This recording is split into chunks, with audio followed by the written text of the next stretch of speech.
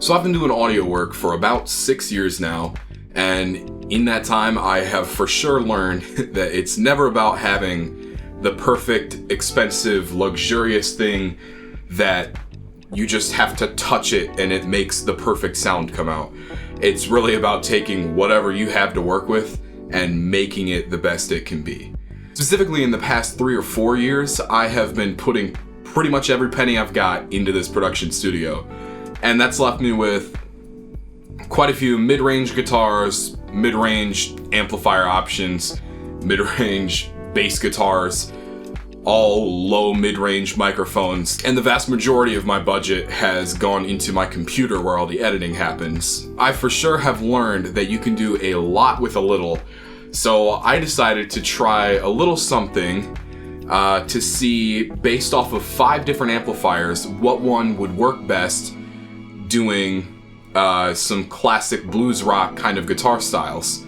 The riff I'm going to use to test this is just going to be the main hook to Sunshine of Your Love by Cream. Again, in looking at what gear I have available, I do not have a traditional SSS layout Stratocaster guitar like Eric Clapton would play, but I do have this. A beaten up old Fender Tele that I love to death. I've never been a fan of super old school guitars. I've never been crazy about single coil pickups, especially vintage ones, as they're often known for being very noisy, picking up lots of background noise. This guitar has its own background story for sure, and I love it to death. So I figure if I just play that lead riff on the neck pickup, that ought to do pretty well.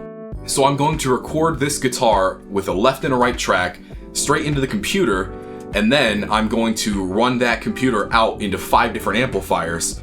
But my little twist is going to be that you guys aren't going to know what amplifiers I'm playing through. It'll be a blind test just to see which one you guys like the sound of the best. And believe me when I say, the price difference between all the amplifiers ranges a lot. I will also have a backing track of just the simple drum beat and the bass guitar line. And the only thing that'll change between each section will be what amplifier this guitar was run through. Let's see what it sounds like.